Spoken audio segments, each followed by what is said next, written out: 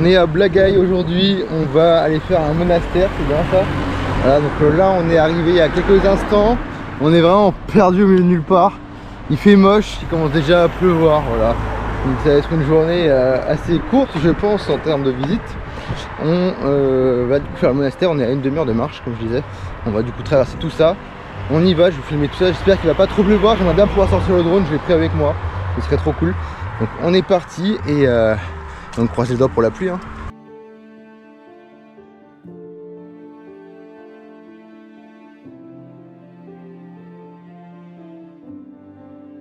Alors à Blagaï, on est à peu près à une demi-heure de Mostar, donc c'est vraiment pas très loin et on est venu du coup en bus de ville, donc très accessible. Il faut juste trouver le bus de ville, mais bon, c'est pas très complexe. Donc ça va être super sympa. C'est dommage comme on a dit qu'il fasse moche, mais bon, hier avec la journée qu'on a eu, on peut pas se plaindre parce que on a eu beaucoup de chance. On a eu beaucoup de chance comme je disais d'avoir eu du soleil pour Mostar, qui est une île juste magnifique. Donc bon, on espère que ça va se dégager, mais rien à gagner. Toujours pour rester sur la question du temps, si le temps reste comme ça, honnêtement il y a un moment que je sorte le drone et que je fasse des petits plans de drone de la vallée et du monastère, ce serait très cool. Là on est en train de descendre du coup tout doucement vers le monastère. Et normalement ce soir on va pas rester bloqué, il y a encore des bus jusqu'à 22 h, donc si jamais vous venez et que vous faites ça en bus, c'est vraiment faisable.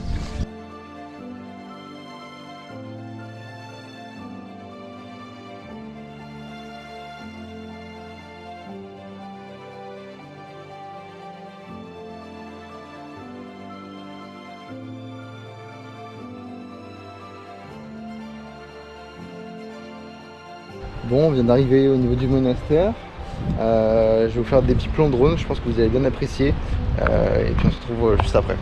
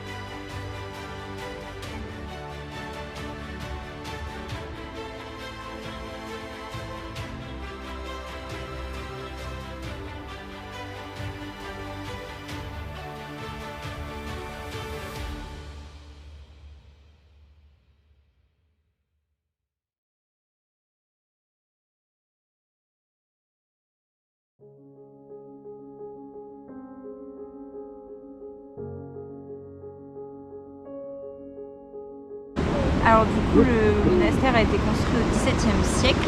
Il a été utilisé jusqu'en 1925, je crois. Il est tombé dans l'oubli et il a été réutilisé quand la communauté musulmane de Yougoslavie a de nouveau été autorisée à organiser des cérémonies, donc en 1974. Et donc aujourd'hui, on peut voir qu'il y a beaucoup de restaurants, de cafés, etc., même dans le monastère directement, il y a un restaurant, un café, une boutique. On en a pu voir que depuis le début, il y a toujours eu une maison d'accueil des visiteurs. Alors, je pense qu'au début c'était plus pèlerinage, aujourd'hui c'est plus tourisme. Mais voilà, il a vécu plusieurs reconstructions au fil du temps. Et aujourd'hui c'est encore un symbole très important de la Bosnie-Herzégovine. Bon, on va essayer de rentrer dans le monastère. Je sais pas si c'est payant, je sais pas si c'est juste un restaurant. En vrai, c'est pas trop indiqué, donc on va s'en rapprocher, on va voir tout ça et je vais vous filmer l'intérieur si on peut filmer l'intérieur.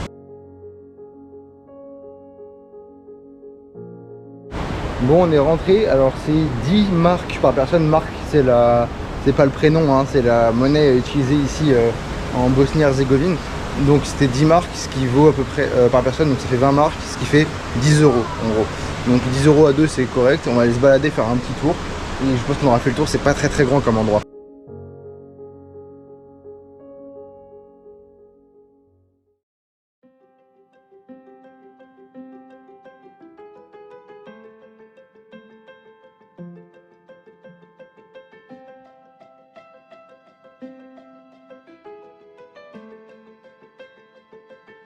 Du coup, on va pas faire l'intérieur du bâtiment, parce que c'est en fait c'est un bâtiment religieux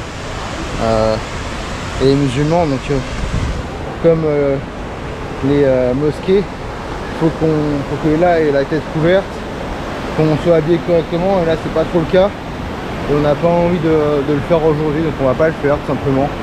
On a juste profité du lieu, c'était sympa. Je sais pas s'il y a beaucoup d'autres à filmer, sinon on va s'arrêter là bientôt. C'était vraiment petit, c'était une petite excursion en plus en Bosnie, voilà, on voulait le faire. Et puis on va reprendre, mais c'est vrai que c'est tout petit, c'est très touristique, c'est très axé tourisme, avec restaurant et hôtel comme j'ai dit tout à l'heure. C'est un peu spécial cette partie-là, tout comme le restaurant dans les bâtiments où il y a les mosquées à côté. Enfin, techniquement, quand il y a une mosquée, on peut avoir un restaurant à côté, enfin, on l'a déjà vu. Mais là, je sais pas, le fait que ce soit un peu une enceinte, qu'il faille rentrer, payer, enfin, je sais pas, ça fait spécial après. Après, bon, bah, c'est comme ça. C'est tourisme quoi. Mais c'est pas grave, on va continuer, on va se balader encore un petit peu et je pense que ce sera la fin.